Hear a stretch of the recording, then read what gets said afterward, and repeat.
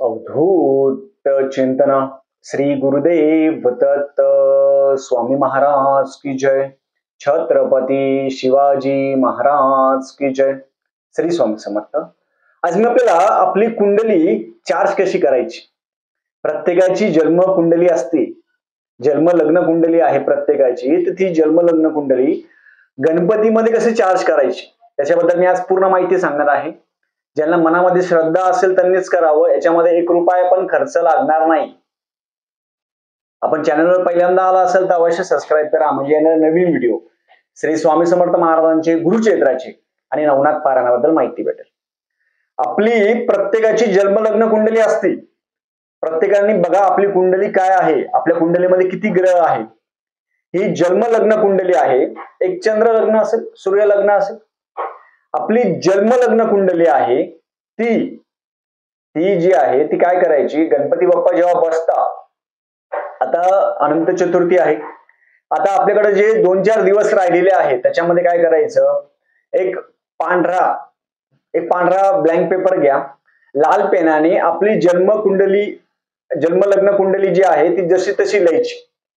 पहिला ग्रह, पहिलं स्थान, दुसरं स्थान, तिसरं स्थान, असे 12 स्थान लिहून घ्यायची. आपली जन्मलग्न कुंडलीमध्ये जे जे स्थान असेल तसेच आपण पांढऱ्या पेपरवर लाल पेनाने ते स्थान लिहून घ्यायचे. आता खूप जण म्हणणार की दादा आमच्याकडे जन्मलग्न कुंडलीच नाही, आम्ही काय करायचो. तुम्ही तुमचं नाव लिहा, डेट ऑफ बर्थ लिहा, जन्मस्थान लिहा, जन्म ठिकाण लिहा.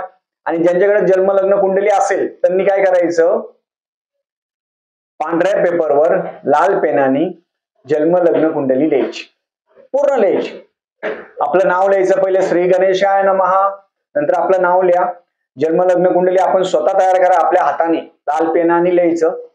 आणि तो कागद आहे आणि आपली मूळ कुंडली तो कागद आहे. आपण काय करायचं, गणपती बाप्पाच्या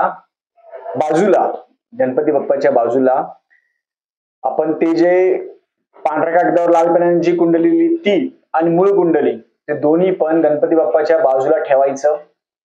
त्याच्यावर दुर्वा व्हा, गंधाक्षर फुल व्हा. हे तुम्ही कधीही करू शकता, अनंत चतुर्थीच्या दिवशी पर्यंत करू शकता. याला कुंडली चार्जिंग असे म्हणतात. याचा खूप प्रभाव आहे. कशासाठी करायचंय, हे गणपती बाप्पा जवळ ठेवून द्यायचं. दुर्वा व्हा, गंधाक्षर फुल व्हा, नमस्कार करायचा. आपण हे केल्यानंतर काय करायचं, हे केल्यानंतर आपण संकटनाशन गणपती स्तोत्र असेल ते वाचायचं, गणपती अथर्वशीर्ष वाचायचं. आपल्या कुंडलीमध्ये राहू खराब असेल, राहू असेल, गुरु चांडाल योग असेल, कालसर्प दोष असेल, राहू असेल, मंगळ असेल, सूर्य असेल, कोणाचा गुरु खराब असतो. आपले जे ग्रह आहे आपले सगळे जे ग्रह आहे, आपले नक्षत्र असतील, कोणाला नक्षत्राची शांती असते, कोणाला मूळ नक्षत्राची शांती असते, कोणाला आश्लेष नक्षत्राची शांती असते. आश्लेष नक्षत्रामध्ये 4 चरण आहे, मूळ नक्षत्रामध्ये 4 चरण आहे. ते ह्या सगळ्यांची शांती असेल, हे दोष असतात कुंडलीमध्ये. आणि अशी कोणती कुंडली नाही की त्याच्यामध्ये दोष नाही, अशी मला दाखवा. अशी कोणती कुंडली त्यात दोष नाही दादा आमच्या कुंडलीत. प्रत्येकाच्या कुंडलीमध्ये दोष असतात. माझ्या पण कुंडलीमध्ये दोष प्रत्येकाच्या कुंडलीत असतात. ते ऍक्सेप्ट करायचं. आपण जेव्हा जन्माला येतो तेव्हा पाचवीची पूजा करतो. 6वी जी आहे ते आपलं भविष्य लिहित असते आणि आपली कुंडली तयार होते. मग नंतर आपले कर्म असतात, आपलं भाग्य असतं. आपले भाग्य असतं. कुंडली कधी चार्जिंग करायची हे पण खूप माहिती. काही वेळेस काय होतं, आपण म्हणतो आमची कुंडलीच खराब आहे हो. आम्ही खूप 17 ठिकाणी दाखवलं, ह्या ब्राह्मणाला दाखव, त्या ब्राह्मणाला दाखव, त्या गुरुला दाखव, याला दाखव, त्याला दाखव. जेव्हा आपण कुंडली एखाद्याच्या समोर आपण ठेवतो, कुंडली आपण ठेवत असणार, तो व्यक्ती जेव्हा कुंडली हाताळतो तर आपले काही पुण्य असेल तो व्यक्ती घेत असतो. लक्षात ठेवा. या गोष्टी तुम्हाला कोणी सांगणार नाही. आपली कुंडली, आपला हात, आपला फेस आपण जेव्हा दुसऱ्यांना दाखवतो तर आपलं पुण्य कमी होतं. तुम्ही म्हणणार दादा आम्ही खूप ब्राह्मणाला दाखवले. कारण काय, तुमचं पुण्य घेतल्याशिवाय समोरच्याला सांगता येत नाही. मग जेव्हा समोरचा व्यक्ती तुम्हाला काही त्याचा उपाय सांगतो, ग्रहमान सांगतो, तो समोरचा व्यक्ती तुमचं नक्षत्र बघत असेल, पत्रिकेमध्ये नक्षत्र असेल, परत तुमचं चरण असेल, योनी असेल, ग्रहमान असेल, तुमच्या कुंडलीमध्ये सगळे 12 स्थाने आहेत, तो व्यक्ती पूर्ण अभ्यास करतो आणि त्यातून तुम्हाला काही सेवा सांगत असेल आणि ती सेवा जर तुम्ही नाही केली तर त्याचा जो त्रास असेल तो तुम्हाला लागतो. लक्षात ठेवा.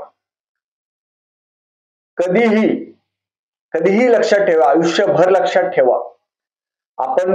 तुम्ही कोणाला जर आपली पत्रिका दाखवत असणार, फेस रिडिंग करत असणार, हात बघत असेल, काही जण हात बघतात, हस्तशास्त्र दाखवत असणार, त्या व्यक्तींना त्यांची दक्षिणा दिल्याशिवाय बघायचं नाही. हे पूर्वजांचे शास्त्र आहे. माझ्याकडून खूप जण येताना, खूप जुने असतात, ते पहिलेच दक्षिणा ठेवतात समोर पहिले दक्षिणा ठेवता आणि सांगा म्हणता. म्हणून कधीही आपण आपली कुंडली जेव्हा दाखवणार तेव्हा त्याचे जे मूल्य आहे, त्याचं जे दक्षिणा आहे ते दक्षिणा द्यावी. जर तुम्ही दक्षिणा न देता जर कुंडली बघितली आणि समोरच्याने काही जर तुम्हाला सेवा सांगितली, काय सांगितलं, त्याचा फरक जर पडला तर तुमचं पूर्ण पुण्य त्या समोरच्या व्यक्तीला जात असतं. लक्षात ठेवा. म्हणून विनामूल्य किंवा फ्री मध्ये कुंडली बघू नका. हे असं शास्त्र खेळ खंडोबा नाही. शास्त्र म्हणजे जसं माझी पत्रिका बघा असं नाही येते. त्याला शास्त्रानुसार काय सांगितलेलं आहे की दक्षिणा विना आपण कुंडली बघायची नाही. हे लक्षात ठेवा, नाही तर तुमचं पुण्य कमी होईल. तुम्ही किती गुरुचरित्र पारायण केले असेल, नवनाथ पारायण केलं असेल, पुण्य कमी होतं.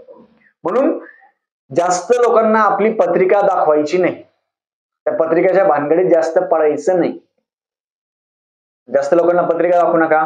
परत ही कुंडली चार्जिंग का बरं करायची? कुंडली चार्जिंग केल्याने काय होईल, आपल्या कुंडलीमध्ये काही दोष असेल ते दोष कमी होतात. त्याला कुंडली चार्जिंग असं म्हणतात. आपली मूळ पत्रिका किंवा पांढऱ्या पेपरवर लाल पेनाने आपली पत्रिका लिहून घ्यायची. कोणाकडे जर काही माहिती नसेल त्यांनी फक्त आपलं नाव लिहा, डेट ऑफ बर्थ लिहा, टाइम लिहा आणि ते गणपती बाप्पा जवळ ठेवायची. ती लिहिली त्याच्यावर गंधाक्षर फुल व्हायचं. हे आपण गणपती जेव्हा बसता त्या दिवशी करायचं असतं किंवा आता या गणपतीच्या 10 दिवसाच्या काळामध्ये आपण करू शकता. तुम्ही आजपासून कुंडली चार्जिंग करत असाल तर त्याच्यासाठी तुम्ही संकटनाशक गणपती स्तोत्र असेल ते वाचायचं. रोज 21 वेळा, 11 वेळा गणपती स्तोत्र वाचायचं. गणपती अथर्वशीर्ष 11 वेळा वाचायचं. संकल्पयुक्त करायचं. अनंत चतुर्थीपासून आता 4-5 दिवस बाकी आहे. ह्या 4-5 दिवसामध्ये तुम्ही जास्तीत जास्त गणपती स्तोत्र, गणपती अथर्वशीर्ष हे जास्त वाचा. तुम्ही जितक्या वेळा वाचणार तेवढ्या तुमचे ग्रहमान आहे, ग्रह आहे, ते ग्रहातले जे काही खराब ग्रह असेल किंवा काही त्रास असेल तो त्रास 100% कमी होतो. कोणाचा राहू खराब, गुरु खराब, शुक्र असेल, कोणाचे नक्षत्र खराब असलं, आश्लेषा नक्षत्र असेल, मूळ नक्षत्र असेल, हे जे सगळं आहे हे फक्त गणपती बाप्पा जवळ तुम्ही जर कुंडली ठेवली तर कुंडली आपली चार्ज होते. चार्ज. 1 रुपया खर्च न करता, 1 रुपया खर्च नाही करायचं. नंतर जेव्हा अनंत चतुर्थीच्या दिवशी जेव्हा आपले गणपती बाप्पा उठतील तेव्हा काय करायचं, ती जी तुम्ही हाताने लिहिलेली कुंडली असेल ती तुमची मूळ कुंडलीमध्ये हाताने लिहिलेली जी कुंडली असेल ती ठेवून द्यायची आणि तुमच्या तिजोरीमध्ये तुम्ही ठेवून द्यायचं. तुमच्या तिजोरीमध्ये ठेवून द्यायचं. पुढच्या वर्षी परत गणपती बाप्पा जेव्हा बसले तेव्हा आपल्या हाताने पांढऱ्या पेपरवर लाल पेनाने द्या किंवा पांढऱ्या पेपरवर अष्टगंधाने पण लिहू शकता. जसे ग्रहमान लिहिले तसे ग्रह लिहायचे, जसे लिहिले तसंच लिहायचं आणि कुंडलीला गंधाक्षर फुल व्हायचं, दुर्वा व्हायच्या आणि गणपती बाप्पाला विनंती करायची. गणपती बाप्पा 64 कलेचे आराध्य दैवत आहे. 64 कला. आपली कुंडली त्यांच्या समोर काहीच नाहीये. गणपती बाप्पाला म्हणायचं माझ्या कुंडलीमध्ये, माझ्या भाग्यामध्ये जे काही असेल, ग्रहमान असेल, काही वाईट असेल, काही असेल ते व्यवस्थित करावं, असं त्यांचे नमस्कार करायचा गणपती बाप्पांना. आणि 64 कलांचे गणपती बाप्पा सर्वस्व, विद्या, बुद्धी सगळे देतात गणपती बाप्पा. पण गणपती बाप्पांना सांगावं तर लागेल ना आपल्याला. असंच कसं सांगेल? तुम्ही रोज आरती करताय, रोज हे करताय, पण जर तुम्ही मनापासून जर कुंडली पांढऱ्या पेपरवर लाल पेनाने कुंडली तयार केली, कुंडली चार्जिंग असं लिहायचं, त्याच्यावर कुंडली चार्जिंग असं लिहायचं, गणपती बाप्पा जवळ ठेवायचं. आपल्याकडे जर एखादी गाडी आहे, सीएनजी गाडी असेल, कोणती गाडी असेल, पेट्रोल समजा पेट्रोलची गाडी असेल, आपण गाडी नुसतं लिहून घराजवळ ठेवली, पेट्रोल भरणार त्याच्यात? नाही भरणार. तसंच गणपती बाप्पाला सांगायचं की ह्या आमच्या पत्रिकेमध्ये काही दोष असेल, काही असेल, ही पत्रिका आमची चांगली होऊ द्या, ग्रहमान चांगले होऊ द्या, आमच्या घरातील अडी अडचणी असेल, तुमची अडी अडचण असेल ते पण लिहा, काही प्रॉब्लेम नाही. तुमची घरामध्ये अडी अडचण असेल, कोणाला विद्या बुद्धी प्राप्त पाहिजे असेल त्यांनी लिहायचं, कुंडली लिहायची आणि खाली लाल पेनाने विद्या बुद्धी प्राप्ती, कोणाला घर पाहिजे असेल घर, तुम्हाला जी तुमची मनोकामना असेल ती मनोकामना त्या कागदावर लिहायची. जे असेल 1 लिहा, 2 लिहा, घरातील प्रत्येकाने करू शकता. घरात 5 लोक असेल, 5 कुंडल्या तयार करा, गणपती बाप्पाच्या वर एकावर एक अशा कुंडल्या ठेवून द्यायच्या, एकावर ठेवून द्या. घरामध्ये 5 लोक असेल, 10 लोक असेल, आपली मनोकामना लिहायची. एका वर्षामध्ये आपली मनोकामना पूर्ण होईल. पण आपल्याला रोज संकटनाशन गणपती स्तोत्र, गणपती अथर्वशीर्ष आणि व्यंकटेश स्तोत्र रोज वाचावं लागेल पुढच्या 1 वर्षापर्यंत. अनुभव घेऊन बघा, मी अनुभव घेतलेला आहे. विद्या बुद्धी जे असेल, आपण म्हणायचं आपल्याला जे पाहिजे, जे आपल्याकडे कमी आहे ना ते मागा. आपल्याकडे जे कमी येते, ज्यांच्याकडे बुद्धी कमी असेल बुद्धी मागा. ज्यांना तुम्ही जर म्हणणार आम्हाला पैसा पाहिजे, हे पाहिजे, त्याला कष्ट करावं लागतं, ते काय सोपं नाहीये, अंधश्रद्धा नाहीये ही लक्षात ठेवा. जे आहे ते खरं आहे, स्पष्ट मध्ये आपलं. आयतं तुम्हाला कोणी देणार नाहीये, तुम्ही आयतं लिहून ठेवणार, गाडी पाहिजे, बंगला पाहिजे, हे पाहिजे, ते पाहिजे, आणि कष्ट काहीच नाही करणार. तसं नाहीये. कष्ट केल्याशिवाय फळ नाहीये. कष्ट पण करायचे आणि गणपती बाप्पाची साथ पण पाहिजे. संकष्टी चतुर्थीचा उपास करायचा.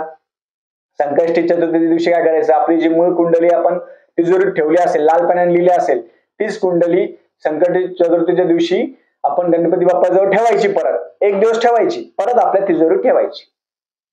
गणपती अथर्वशीर्ष रोज 7 वेळा, किंवा गणपती जेव्हा संकष्टी चतुर्थी असेल तेव्हा गणपती अथर्वशीर्ष 11 वेळा आपण म्हणायला पाहिजे. आणि संकटनाशन गणपती स्तोत्र आपण वाचायला पाहिजे, त्यांनी पण फरक होईल. तुम्ही सेवा केली तर तुम्हाला त्याचं फळ भेटेल. तुमच्या 1 वर्षामध्ये तुमचं काम झालेलं असेल, तुम्ही फक्त लिहून ठेवा. 1 वर्षामध्ये तुमचं काम झालेलं असेल, घरातील प्रत्येकाने आपापली कुंडी आपापल्या हाताने लिहावी आणि मूळ कुंडली पण तिजोरीत ठेवावी. ज्यांच्याकडे कुंडली नसेल, काही नसेल, आपलं नाव लिहा लाल पेनाने आणि तुमची मनोकामना लिहा. बस झालं, काही आवश्यकता नाही. याच्यामध्ये ज्यांचं याचा अनुभव खूप लोकांचे मागच्या वर्षी लोकांचे अनुभव आले, ज्यांना घर नाही त्यांचं घर झालं, ज्यांचं लग्न नाही लग्न झालं. 1 वर्षामध्ये फळ देणारी ही सेवा आहे. फक्त मनापासून सेवा करावी, गणपतींची आराधना करायची. गणपतींना दर मंगळवारी किंवा दर बुधवारी आपण दुर्वावा, किंवा संकष्टी चतुर्थी असेल तेव्हा दुर्वावा उपास करायचा, गणपतीची आरती करायची. हे प्रत्येकाने करावं. झालेली सेवा मी महाराजांच्या चरणी रुजू करतो. श्री स्वामी समर्थ.